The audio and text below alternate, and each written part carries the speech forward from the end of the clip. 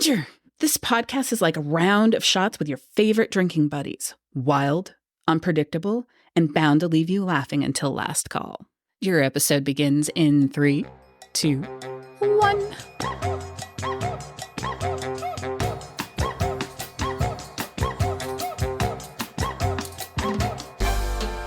And welcome to the Lusty Library, where we drink all the cocktails and talk about cocks.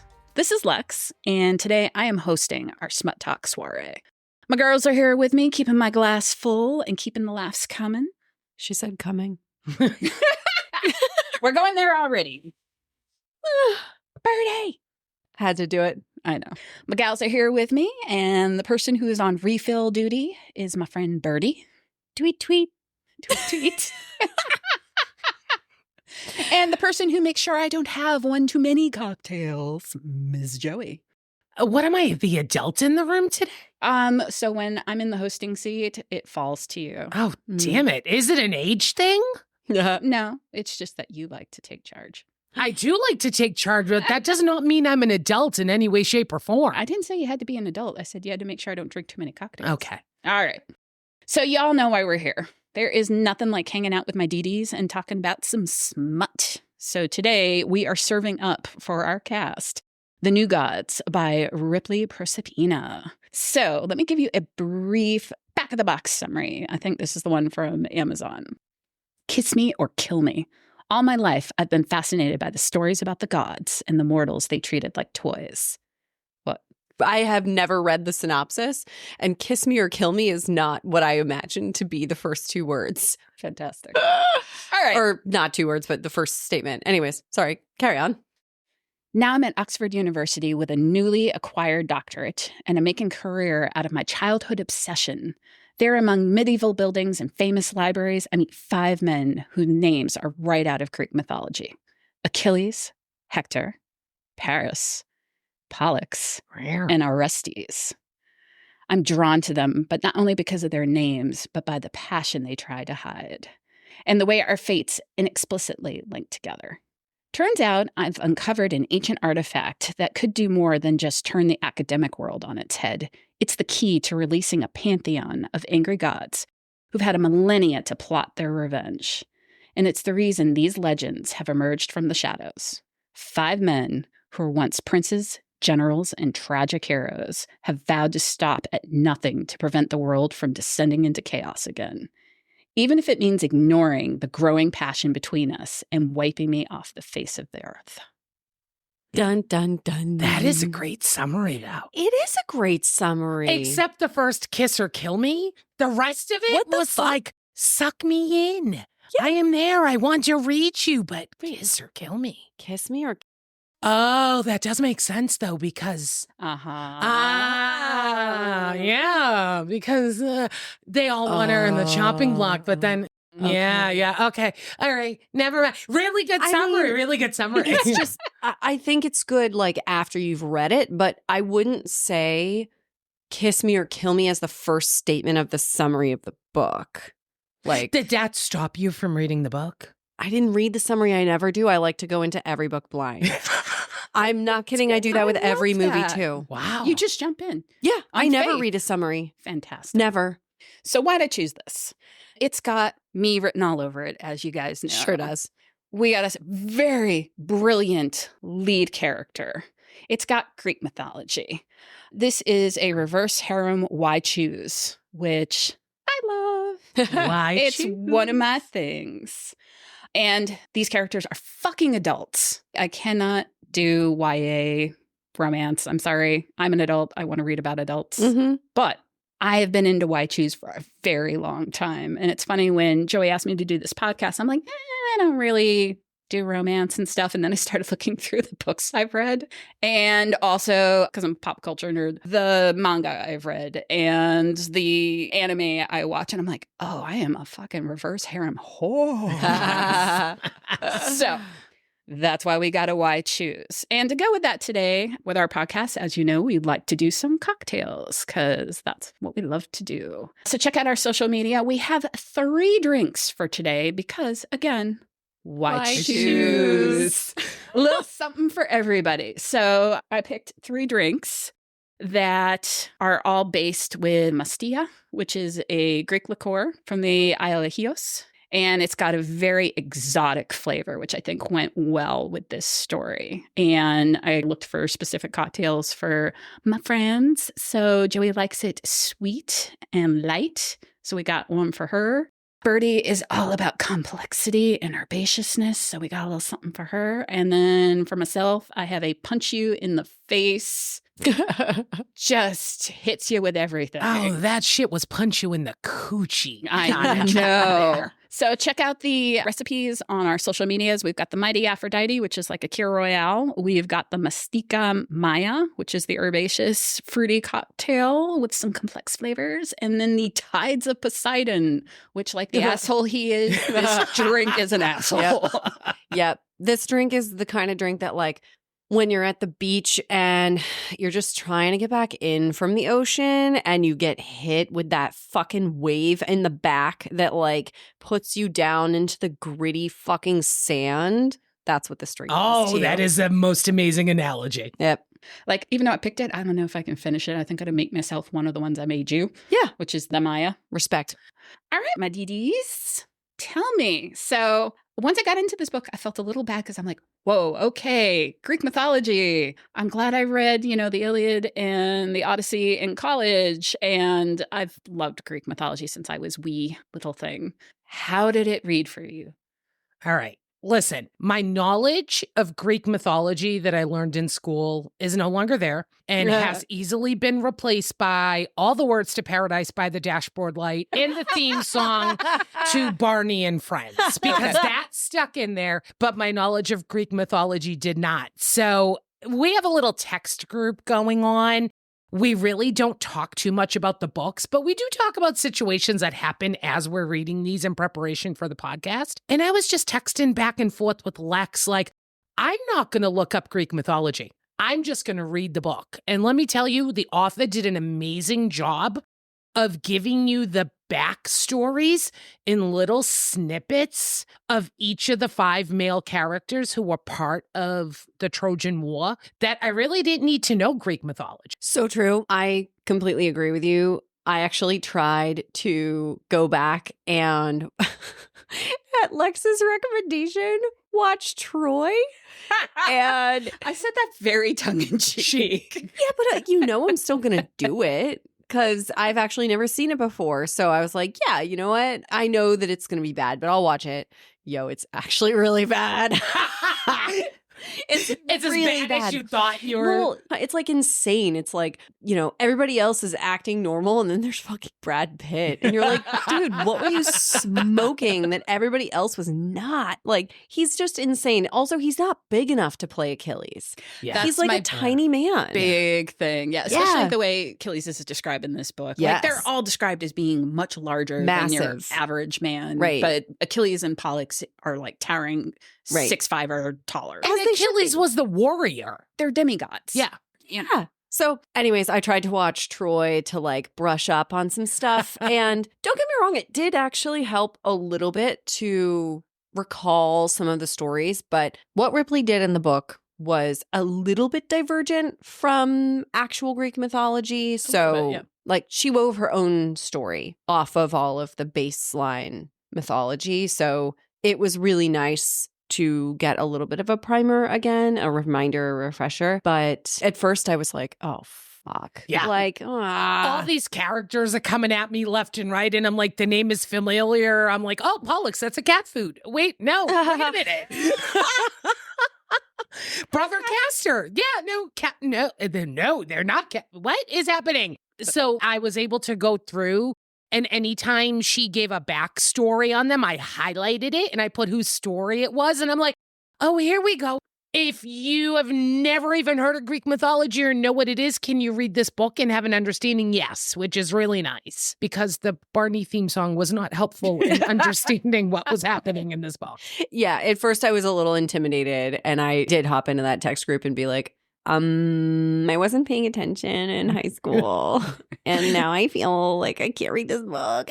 But I did. Eventually I was like, okay, I'm good now. and I'm deeply invested. And I really want to know what's going to happen next. So, and it's funny because when you guys gave me those texts, I felt like, oh shit, nerd pushing up the glasses. Like, I'm sorry that I picked this book. Because we have an agreement that if 2 out of the 3 of us can't make it through a book, we will exit out from the podcast. So I was like, oh my God, are we getting a veto this early? no. So yeah, when you guys texted me that, I was like, oh God, did I do this to us? So No. But We were good. I'm really happy to hear, because I thought that was a great way to look at it, Joey. Is like, all right, you're going to be the test for, okay, if you can't remember or didn't read, does this book make sense to you? And is it engaging? And then there's the nerd over here who's like, oh my God, they're talking about Orestes, and he's the son of Agamemnon. And yeah. Wow, I So- didn't realize your nerddom went that deep. Oh, my You didn't? My nerddom. I knew it went deep, but I didn't know it went to like level 423. Yeah. Well, so I'm super glad that it reads and it works. So Leonora. I didn't like the short name for Leo, but Leonora, I think, is very beautiful. I think Leonora is Yeah. very beautiful. She's a cool character. I liked her. That's what I was going to say. How do you feel about her? Because I know if I can't engage with like the main character, the book is done for me. Yeah, I would have been annoyed if they made it too easy for her, but they didn't make it, or Ripley, I guess, like it was a board of people writing this book. I don't know. You don't know. Like Ripley made her very intelligent and openly too young to be in the position that she's in on the tenure track at Oxford, teaching, what was it, Greek mythology? Classics. Classics. So she was self-aware enough to be like, I'm really young. I get it, but I've worked really hard to be here, and I can't help that like shit just happened and I happened to be in the right place at the right time also, and I made some discoveries, and you know what? Fuck everybody that wants to hold me down. Like, I liked the way she had a little bit of stage fright, rather. Yes. Like, she had stage fright. She was afraid. She was afraid to stand in front of the group of her students, which I loved. I loved it. Like, I liked that she showed vulnerability close to the beginning of the book, because then it made all those moments where she was like extra strong, super power lady a little bit more palatable and believable, because it was like, oh no, she's in her element now. Like, she is fallible. She has these moments of fear, but she's also like super power lady. So when she pulled the power lady stuff, I was like, hell yeah, girl, get it. Yeah. I gotta say, I wanted to kick her parents' ass. Yeah. Oh, yeah. They were annoying as hell. So yes, again, Leo was wicked smart, right? And I don't use that word frequently, but she was extremely smart and had a super confidence in her knowledge and her ability to work hard and know that she was a subject matter expert when it came to this. But then the other side of the coin is she lacks complete self-esteem because her parents were just like, oh, you and that awful orange hair that you have. Oh, thank God you're smart because you're not pretty. Oh, maybe you can find a man who's blind to love you. Oof, so it was that she put her energies into what she was confident at and felt good about, but then lacked self-esteem in who she was and what she looked like. I liked that once we got into it, we got to see her through a different lens and see these demigods going, wait, you're beautiful. Like, whoever told you weren't beautiful? Like, you're curvy. You have this like beautiful fiery hair. You don't look like anyone else. You are beautiful. And I was like, I'm so happy about this. Like, this fucking woman has been shamed for, like, she's got body issues because her parents have shamed her whole fucking life. So she thinks that she's unlovable because of her body. And then these guys come in and they're like, what the fuck? Like, nah, girl, give me that. Yeah. Give me that. Not just one. Not just or one. 2 or 3. We're talking 5. 5 demigods. 5. Mm-hmm. Mm-hmm. Well, 3 immortals and 2 demigods. Okay, sure. Thank you. Thank you for the correction there, Lexi. I really appreciate it. Nerd Thank you. level unlocked. Exactly. I agree, though. Like, Their way of looking at her is not just with a modern sensibility of what beautiful is. They've been around for millennia. Right. So they have seen things come in and out of fashion. So does that mean like if the rest of us were around for a few millennia, we would have that ability to look at what just true beauty is? Mm. But each one has a different thing that they sort of lock on it to. And one of the things that I think it's Achilles says is that, you know, I've seen beautiful. I've seen some of the, no, it's Paris, the most beautiful women. He goes, oh, yeah, Helen of Troy. Like, she was good looking, I guess. Yeah. But you're like better looking than Helen of Troy. An entire war started because of her, but don't worry about it. Because of her total A package. Yeah. And he says, you know, if we were to put you in a lineup with the goddesses, they would wish they could be you. Yeah.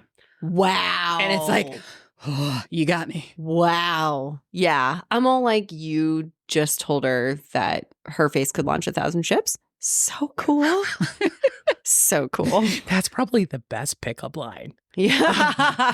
Don't do that. Oh, God. Would that work on you if somebody came up to you and said that? No, I would laugh in their face. Good. That is clearly not how you get somebody like me. You have a face that launched 1,000 ships. Because they were running in fear? No. I mean, but it does show that the man is educated. At least a little. I mean, but I'm no, also. see, I would have to test that. I'd be like, You would. really? You think so?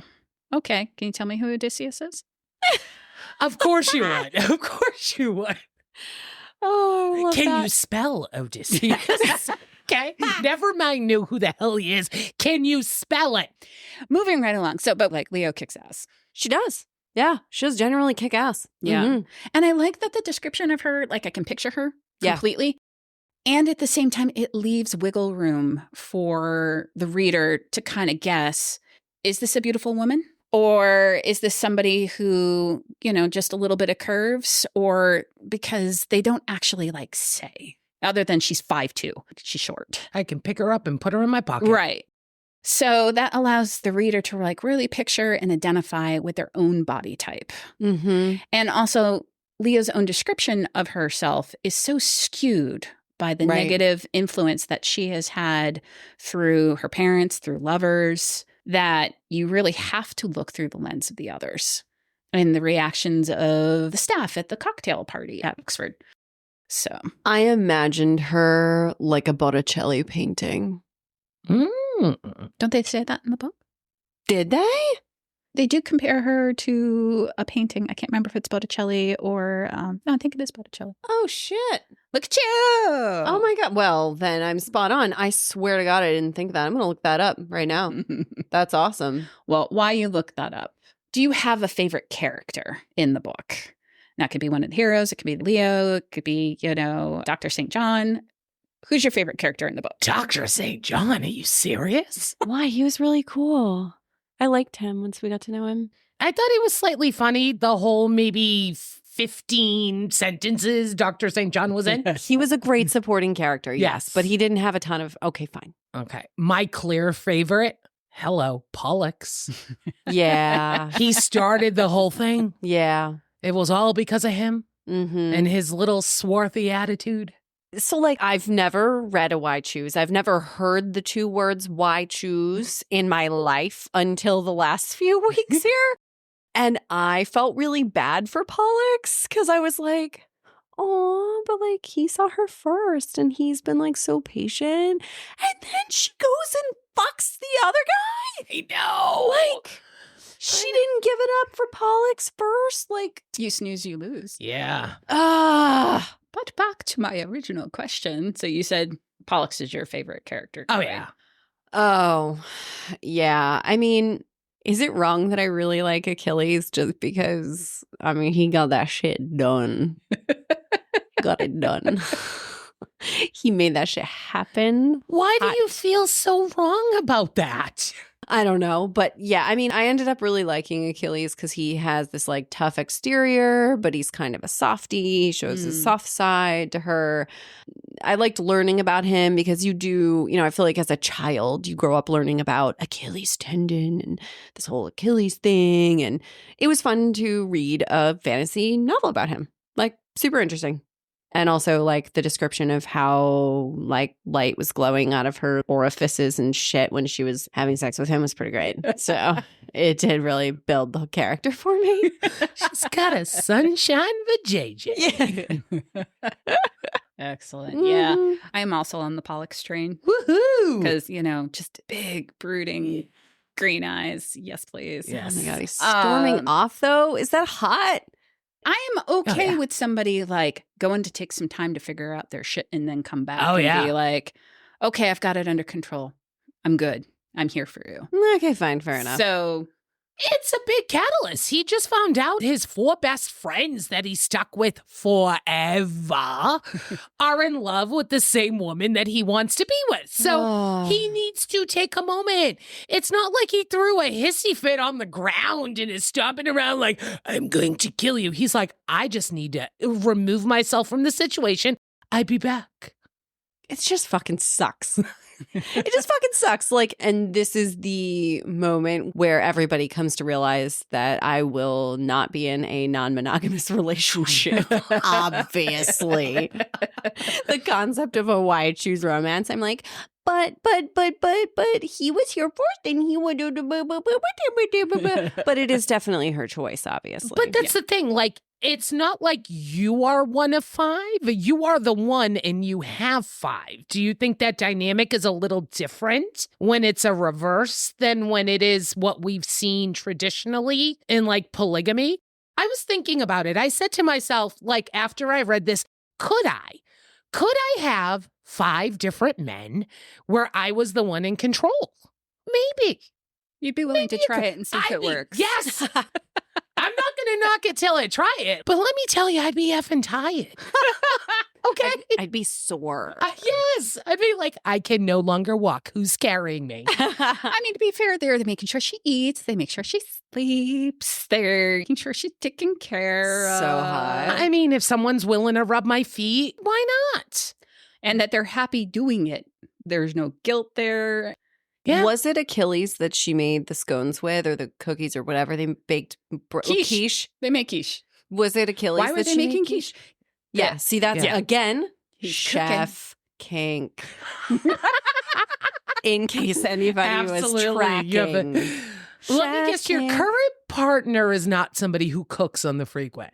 My current partner? Oh, he will cook. I taught him how to cook. Oh, is that what it? And when he cooks, I'm all like, There we go. Nice. You're like, I'm supplying dessert tonight. he made me sushi for my birthday last year. Ooh. He dressed up in a kimono for it. Not like a full kimono, but like a bathrobe kimono.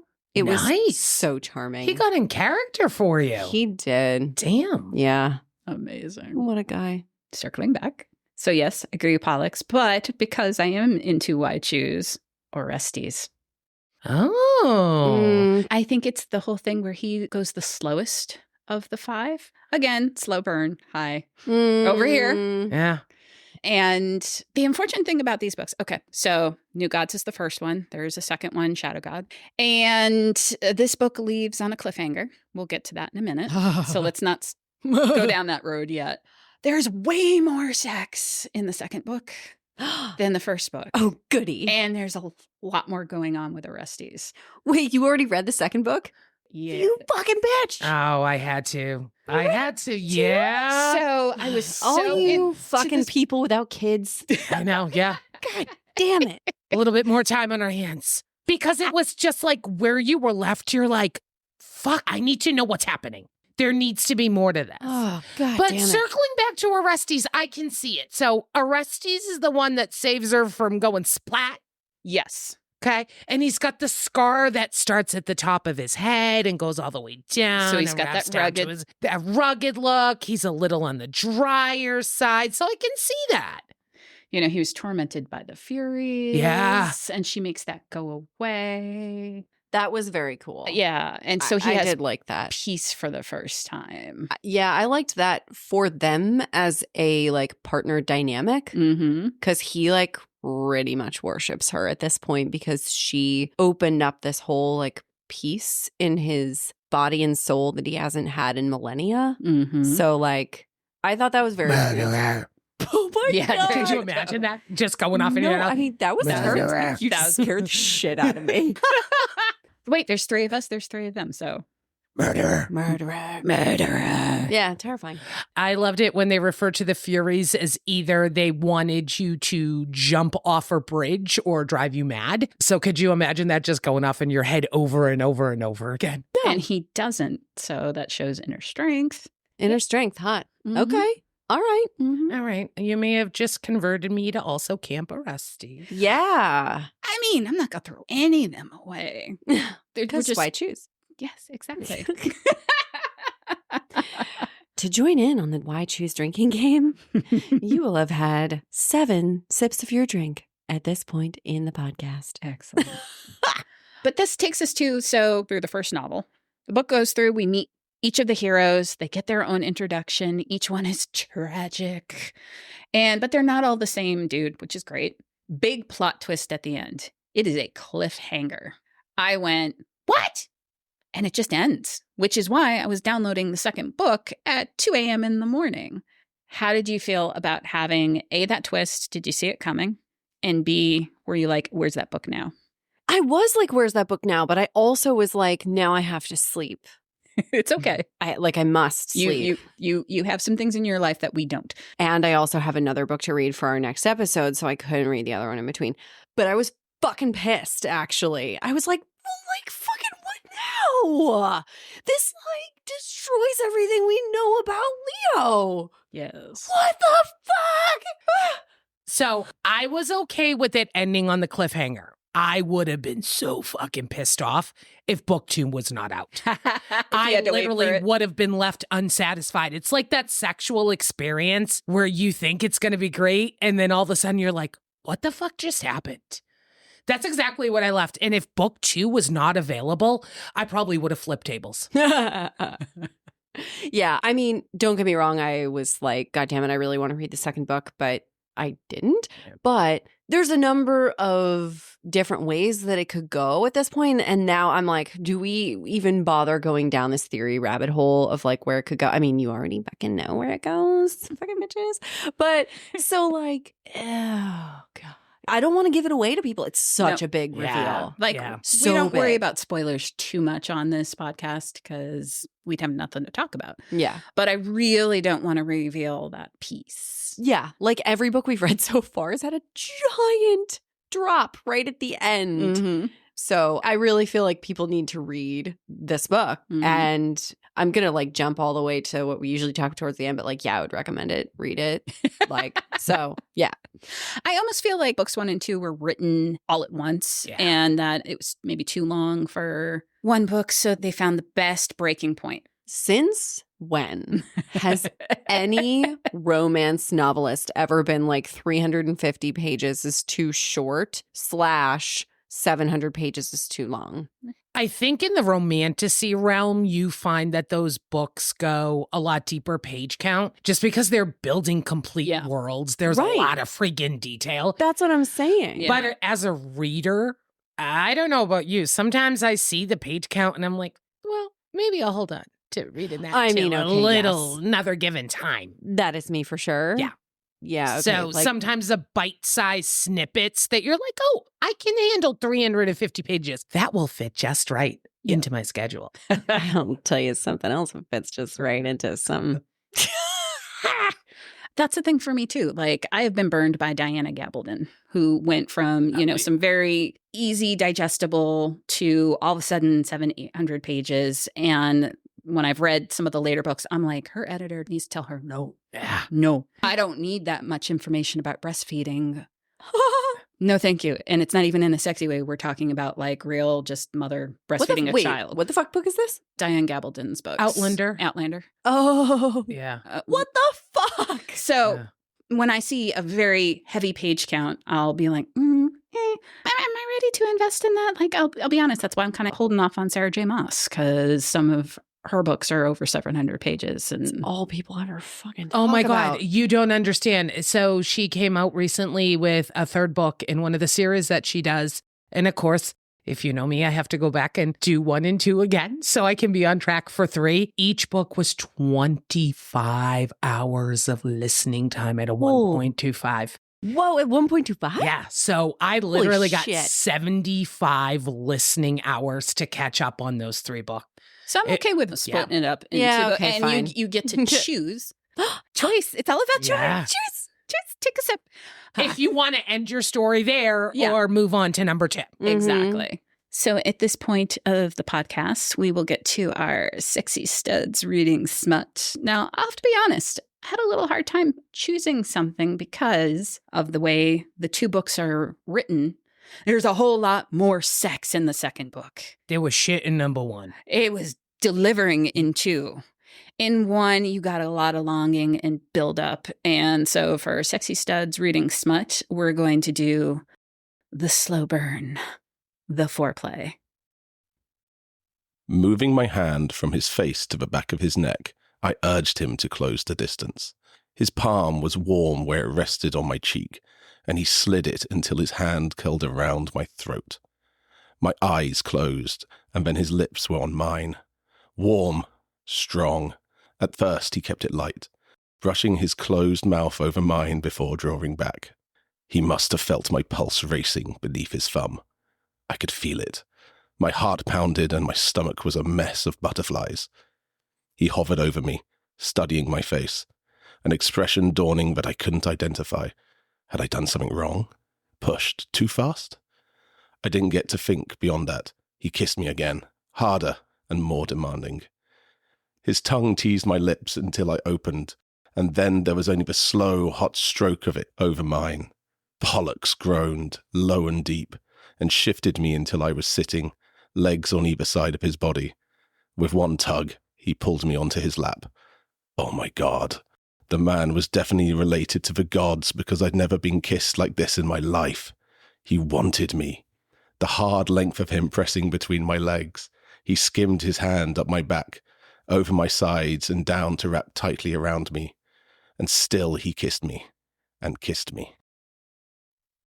So you'll notice there was no C in this at all. Yeah. No cock, no cunt. Yeah. No. That's because there is a very glorious sex scene in this book that I didn't want to read. And that's it for this one. Sorry, folks. You gotta get to 2. And then it's a lot more sex. It's a lot kinkier. Hello, that's why I picked Orestes, because yum. Oh, okay. Mm-hmm. Well, okay. So I haven't read book 2, so you cheated. I cheated. Choosing Orestes. God Yeah. damn it. I mean, yeah, this book doesn't have a ton of smut, but Yeah. it burns you up getting you there.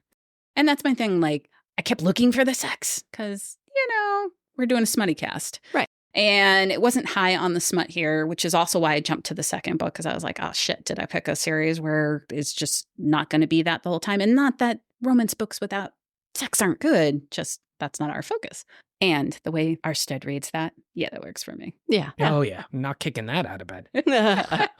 Might just loop it on repeat. So, but this brings me to my next question. Like, were you disappointed that there wasn't more smut in this book? Romance versus smut. I mean, a tiny bit, but I actually really enjoyed the book so much that it didn't necessarily matter all that much. Yeah. Like, it was satisfying enough that I was going to make it through the book. Like, there was no question about that. And I wasn't pissed off at the end because of lack of smut. Mm-hmm. Like, it made sense for the story. So it was fine for me.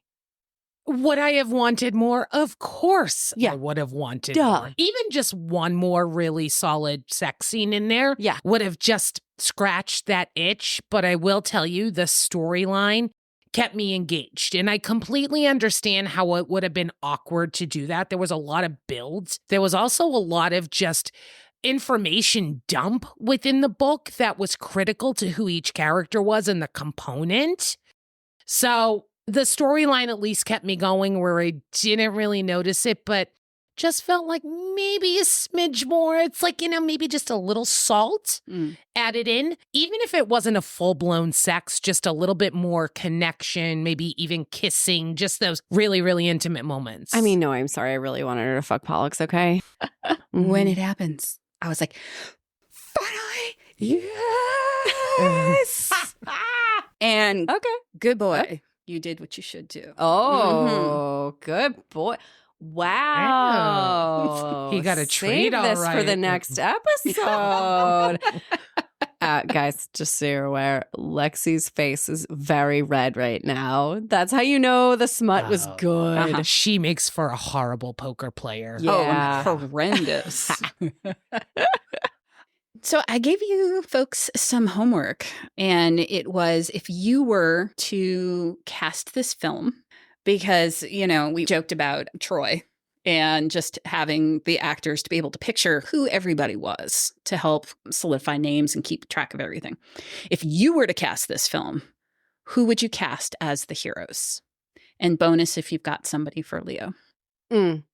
Yeah, no, this was very hard for me to do. First of all, knowing actors. So this is how I'm playing it out in my head. I can give you 3 sexy men right now. Okay. You can help me plot them into position. The way I'm picturing this going is I am watching the movie with these characters cast in it completely on mute. You know, there's no need for me because they may not necessarily be able to act in the role we're going to put them in, but they sure as hell will look good doing it. That's fine. Okay. So that is where my intent and purpose is. So let's go ahead and let's pick Joe Manganiello. Okay. I'm thinking Pollux. Okay. Keep going.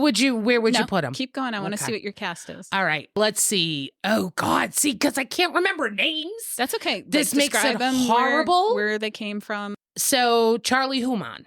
Oh, yeah. Okay.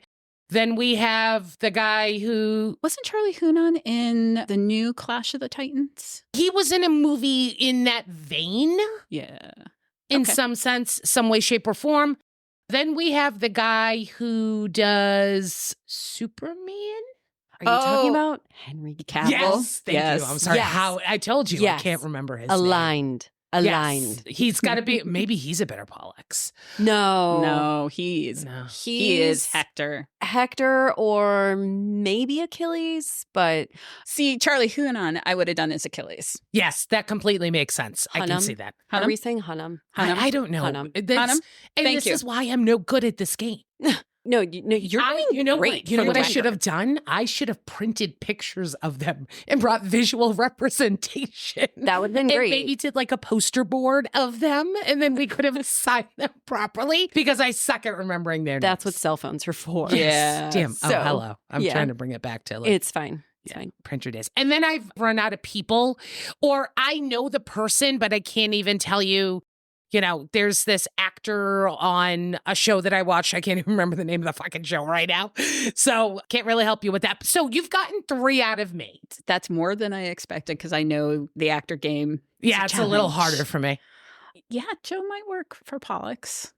See, when I played this game, knowing that I'm probably the oldest of the group, I was specifically trying not to pick older men. And like did some research on younger folks. Oh, really? Yeah. I wanted to, at the very least, get somebody in their 30s. Because like even as a younger person, I've always been drawn to men in their 40s. Yeah, me too. Well, yeah. But the funny thing for me is that I was having a hard time finding younger men to put in these roles also. That would fit in with the way the character was described, right? Even though we have a 15, 16-year age gap. Something like that. Which, God, saying that out loud, I'm like, I don't believe that for 1 second. I love it when you say that every time. Yeah, I'm like, I don't believe that. 14-year age gap, 14.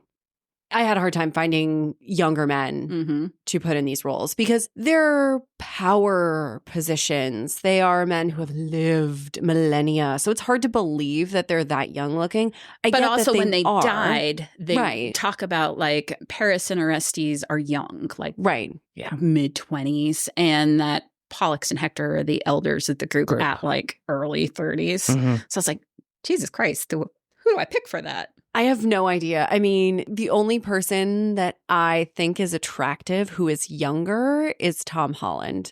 I think he would make a cute, like, Paris. He's a little... I know, but he's the only, like, younger actor that I'm like, meow, I want to destroy you. That works.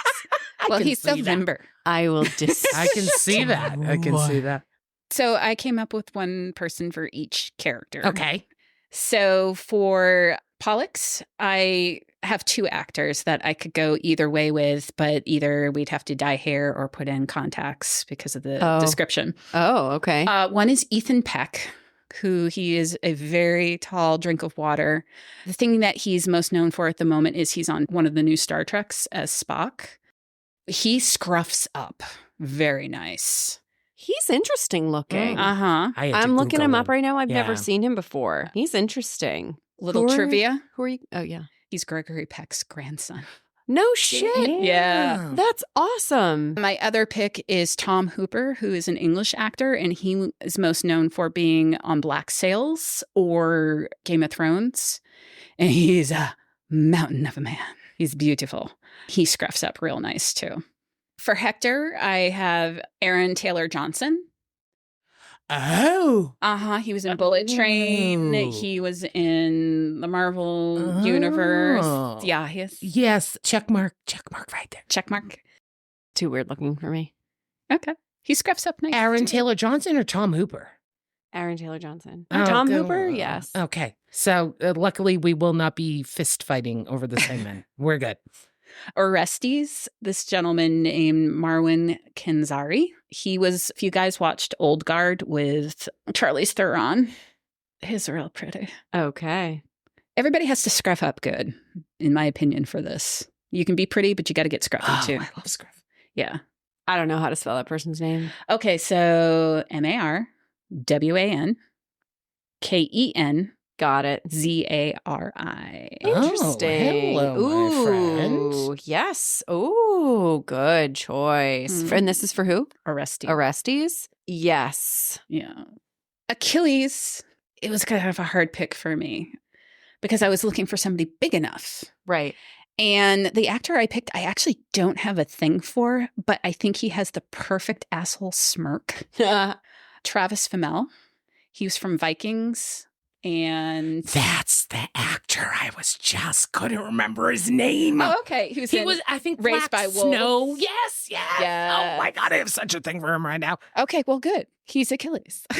He's got this like smirk that I feel like Achilles has. And then Paris is someone who doesn't have a huge list of movies, but his name is Evan Evagora. And he's just young, pretty. But I feel Paris was just young and pretty. Yeah. Oh, great choice. I have a huge question for you. Mm-hmm. How long did it take you to compile that list together? I think the hardest one for me was like actually finding Pollux because everybody was finding was too pretty. 20 minutes. Wow. Pretty good. I'm impressed. I mean, I play this game all the time. I know. But let me guess, you've cast Leo too, haven't you? I have not. Oh, okay. I was actually interested to see if there was anybody in particular you folks, pictured when you were picturing Leo. Not particularly, because her body type is so particular, and I don't know anyone that exists. Actually, I know somebody in real life that I think could fit her body type and like her look for me, but no actresses came to mind. But can I just say that I'm still looking at Evan Evagora, and I am like, wow, what a beautiful human. And that is also a Star Trek person for the nerds out there. Wow. He was on Picard. He is beautiful. Oh, I know. Is beautiful. That, But I feel a little bit like a dirty old lady because he's such a like even Tom Holland for me, I'm like, oh, little baby. Oh, I'm gonna fuck you up. But let me show you some things. Yeah, you might not have done this before. But Joey, I had Joe on my list, and the only reason why he didn't make it was because I was literally trying to find younger actors. But God. And what's his name? The gentleman from Walking Dead, and he was the Punisher. Dead cheese. I'm so sorry, sir. I can't remember your name at the moment. The guy that was the Punisher? Yeah. You have a thing for this look. Oh, yeah. Like John Bernthal. Yes. Yeah. Like all these guys that you chose have like a very unique, interesting like tweak of a look. This John Bernthal guy has the same interesting look. Because for the most part, I don't do pretty. So like if we cast aside their ages, I was like, can we cast Tom Brady as Achilles? Yes, you can do that in your Wow. production. Thank Okay. you. Listen, it's all about you. He good looking. So I put him as Achilles, and he's also Gigantor. So I don't know who I would put him as, but Idris Elba. And he's got the like British accent, which I love the way Leo talks about in the book, how a lot of them have accents, but it was like so hard to put a finger on where the accents were from. I loved that. I was like, oh, that adds to the sexy factor for all these guys. But yeah, I could just imagine Idris Elba with his like sexy little accent being like a total hot demigod. Yep. On board. Absolutely. Thanks for playing my game. Can I just throw out one idea absolutely. for actress for Leo? Oh, I was thinking about Bryce Dallas Howard. Oh. But also, if you want to get a little bit more curvaceous, the redhead from Mad Men.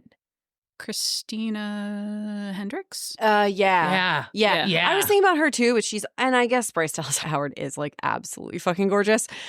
But she's like maybe a little bit more normal looking. But now that I'm looking at photos of her, I'm like, no, she's actually really beautiful. fucking beautiful. Yeah, she's beautiful. Sorry, it would be a spoiler. Never mind. I'm like, you could cast her for the other person. Yep, exactly. So listeners, if you want to play this game too, you can throw that in the comments as well. So let's do our little rating system that we've together here. Let us start with La Romance.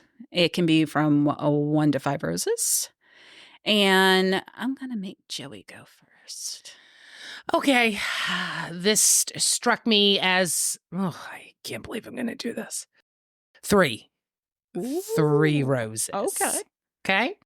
There was a bit of romance in there. I think it was a lot of very, very slow. Now, I am all about the builds, right? Mm-hmm.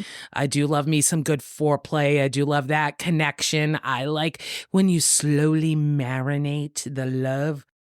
But this was at like geriatric pace. Like this was like I am with a walker in my romance level. Okay. So this struck me as a 3. So there was romance there. It just took a really long time to get heated. I think Leo, because she didn't want to choose, she was pulled in a number of directions. So it was hard to really like commit in the obsession of the romance with Pollux. Obviously, is the first person. Because once you start to get committed to Pollux, then you're like, but Orestes. Oh. And then you're like, but Achilles. Oh. And so I thought the romance was fun, but it was not like deeply like, oh my God, so cute. Totally want to be like that kind of feeling. So I was going to say like 3.5. 3.5 roses. You're going to chop a rose in half. Question is, are you going to chop it horizontally or vertically? I'm just picturing like when you get a bouquet of roses and there's the couple on the outsides that sort of get dented and are falling. No, I really think you need to chop it in half. Okay. I I'm can going imagine vertically. like a half where I was vertically. Yeah. Yeah. Mhm. That would be cool. Cross section of a rose. Yep. All right. I'm going with 4 roses. Wow. What? Because she doesn't like to fucking choose. Because I am a why choose and Yeah. it's in my wheelhouse. Right. I also like that there's a lot of focus on the romance and them working past to their individual traumas and building trust. And there's a lot of focus on that. So for me, this is more romance than smut. That's why I'm giving more roses. Very true. To each their own. They did work on their relationships. It was very real. Mm-hmm. Mm-hmm. Mm-hmm. Sure. Yeah. That's how you want to rationalize it. Go for it. I am. Moving on to category 2, the smut. You know, we're going from 1 raindrop, which is a light mist. Yeah. Just imagine like one of those mist fans coming out of my vagina. Oh, we literally went there. To 5 is a tsunami coming. So, Birdie, starting with you this time. I mean, when it got good, it was good, but it was like, I mean, you know, you're going to get me with the kink. So like, it was just barely kinky. Like, I don't know. It just wasn't enough. So it's hard. I want to give her credit for what she did right. So 3. Okay. Yeah. Joey? 2.475. Yeah. Okay. Okay. What was there was good. What I wanted a little bit more sprinkled in a little bit earlier. Again, for me, it doesn't have to be full-blown sex. Oral, penis and vagina. It doesn't need to be that, but there needs to be just a bit more chemistry for my liking. Mhm. Did it deter me from the book? Absolutely not. Would I have liked a little more? Of course, because why have a threshold? Yeah. I am at the 3 splash. Okay. Yeah. Just because, like, yep, my reverse harem in there, fantastic. I am also in the thing of like, more, please. There wasn't enough of it for me. And yes, I know it's in book 2. Great, good, wonderful. Why do I come to reverse harems? I want multiple sex scenes. I also want multiple partners in the same sex scene. Again, moving along. It wasn't in this particular book. What I would say to you is go check out book 2 and get back to me. We're going to have to do another episode. Okay, my friends. Story, 5 books, going from, Pat the Bunny to War and Peace. Pat the Bunny. I actually gave this a 4.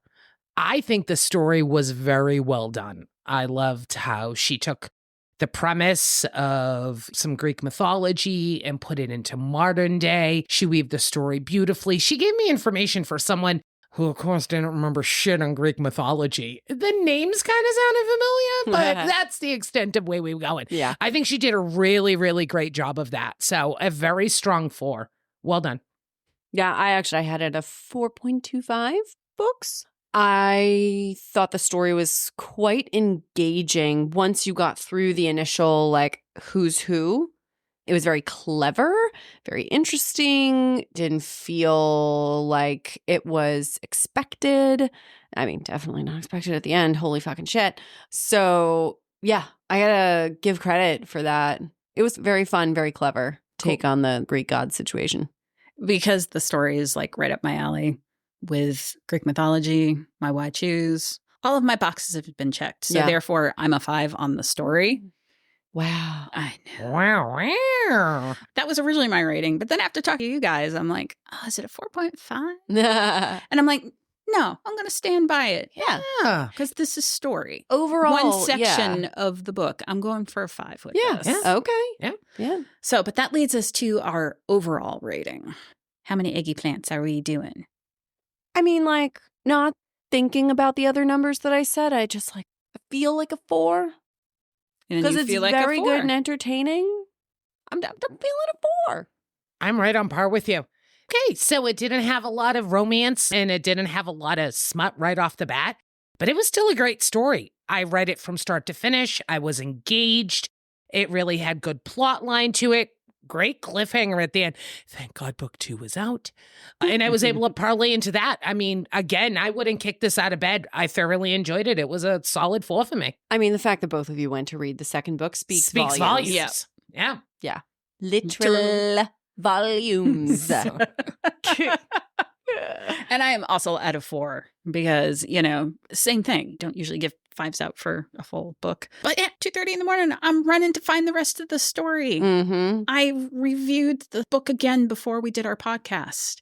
And I went to the second book again before the podcast. This time I listened to it. Oh, yes, wrapping up. It's a 4. Can we talk a second about the audio for this, though? Was it good? The virtual voice? No. So I read it first. Yes, I did do the virtual voice for a minute as well. It was not great. No, like I read it first on my Kindle. And then for the review before our recording session, I was like, I need to be able to do other things at the same time. So I'm like, okay, yeah, the virtual voice comes with my copy. Great. I put it on. Holy shit. I had to leave a review on Audible to be like, 1 star for the recording. This book is good. Can you get a real human, please, to read it? Because it's fine when they're describing like, Leo goes to her office and gets the stuff and fine. Okay. Yeah. But when it gets to the sexy parts and you get Oh, fuck me. No, it hurt. It hurt a lot. Yeah. Now, I will tell you, this is crazy because I have listened to over 300 audiobooks. That is my medium of choice. This was my first virtual voice one, and I completely get it. If you're a newer author, the cost of creating an audiobook is pretty darn expensive, but it fucked with my head. Because there were moments where it sounds normal and you don't realize it until it no longer sounds normal. And my brain was just short-circuiting, like, what the hell is, what? And especially like during some of the, oh my God, I forgot I needed to highlight it, but she was like, oh my God. Like there is not enough inflection in it. Yeah. No, it And just goes, so "Oh, awkward. my God." And kissed me. And kissed me. Yeah. And then there are moments where it sounds normal and you think you're, listening to an actual person. It messed with me. Oh, so bad. I actually, at that he kissed me and kissed me and kissed me part, I was listening to it in the shower and I was like, ugh. And I actually took the time to get out of the shower, dry my hands off, turn the fucking thing off, and get back in the shower. So, yeah. You just couldn't torture yourself. Yeah, for the I'm next. really glad you brought this up. Warning to all readers. Yeah, it was like $4. And I was like, oh, that's awesome. It's like pretty cheap to get the audiobook too. Great, I'll do that. Not worth the $4, unfortunately. Yeah, like go do the thing. Go record it. Yeah, Make some monies. Fantastic voice actor to do it. Your story deserves it. Yeah. Hopefully enough people have read this. Listeners, go read it. That they can go make a fantastic recording of this. Yeah. Sorry. Welcome to my brain. Sometimes we're talking about something and I'm like, oh my God, we got to talk about this first. Please, have you met me? So, to wrap up, we gave the book altogether 4 eggplants. And now it's time for doing that little thing that you've been waiting for called Dishing with the Dames. And I believe this week, Joey has a question. I do. And the reason we've got this question here is because I so feel that Leo is so self-reflective of herself. And she would be someone who keeps a secret diary. So do either of you keep a secret diary? Okay, so it's not a secret necessarily, but like I guess I wouldn't really love it if like somebody read it. And I'm so fortunate to have a husband who is just so trustworthy in that sense that I don't have to like lock it up.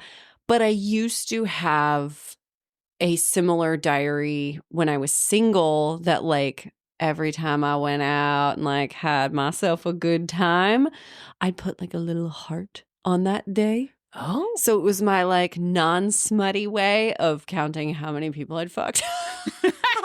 Damn. And then I could go back and count because I can't remember anymore. So I don't need to know the number, but did you go back and count? At one point in time, I could remember everybody and count them, but I would need more fingers to count them all at this point. Oh, that's okay. So Listen. a lot more fingers. A lot more fingers. A lot more. That's what happens when you live in Brooklyn in your mid-20s and you're single. So You enjoyed your 20s. the There's bars nothing, are open till 4. Yeah, there's nothing wrong with Yeah. that. Mm-mm. You are in charge of you, Mhm. and that's it. Mm-hmm. So all Mhm. power to you, honey. Yeah, thanks. Yep. But yeah, the diary, I will say, let me just give a quick shout out to my favorite diary format, which is, it's a very cool thing. It's a tiny little book. It has 1 inch by 3 inch slot for every day, and it spans 5 years. Oh. So every page is 1 day, and you have 5 slots. So when you're on that day, you get to look back at all the other years that you've written in things. So if you're on your 5th year of running through this journal, you look back and you're like, oh, hey, hon, remember like it was like 4 years ago we made that random pizza that one time? That was really good. We should make that again. I never would have remembered that. Like this is the kind of diary that you end up with. It's kind of That's charming. cute. I know. That's This actually is like really cute. I like the that. most wholesome thing I've ever said Yeah. on this podcast.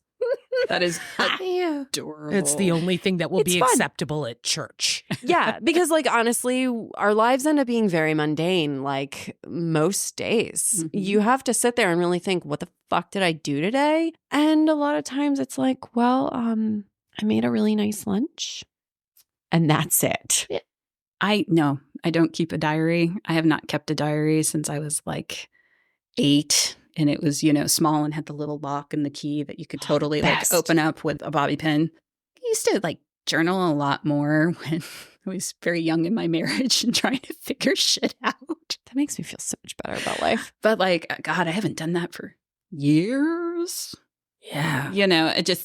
But I think I'm still reflective. I just don't write it down. I have a lot of conversations with people, That's you why- guys. I'm like, that's why I have a therapist. Yeah. Absolutely. How about you? Do you got one? So let's say in my youth, I had a diary, but it was never written inside. I just like the concept of a really pretty book with a lock on it. I self-reflect a lot, but I do it in my own head. There's a lot of conversation happening up in there. But I've never had a secret journal. I'm not someone who, wants that incriminating evidence left. So you don't have one and you asked us to dish up about it. Yeah. There's Listen, nothing if I in the meet rules him, that you says she can't do Yeah. that. It's true. It's true. It's true.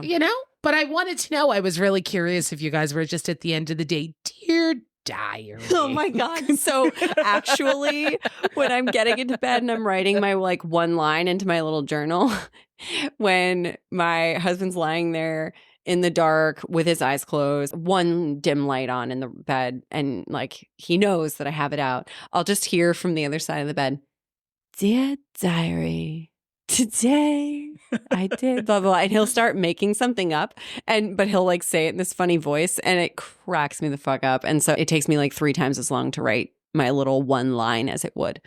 Yeah. It's very cute. That's hilarious. Yeah. That's why you love him. It is. So I have just one more question about the book.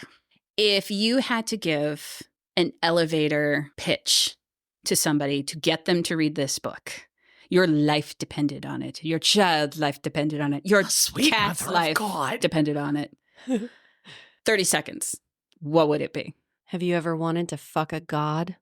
Boom, done. That's it. Yeah, That's it. Damn. Oh, I got to get the creative juices flowing here. 5 strong, incredibly handsome men. 1 dominant woman saves the world from the gods coming back as their toys. And why choose? Why choose? Have them all. Oh my God. Thanks for putting up with us. Thanks for coming on the journey with us. Remember, folks, we don't want to yuck anybody's yum. Read the book. Let us know what you think about it on our social medias. This book might be for you. And if it isn't, there's more out there because, one more time, folks. Why choose? Why choose? But seriously, thank you for being here. Please rate us, follow us, subscribe to us on our social medias, and we'll see you next time. Bye. Bye.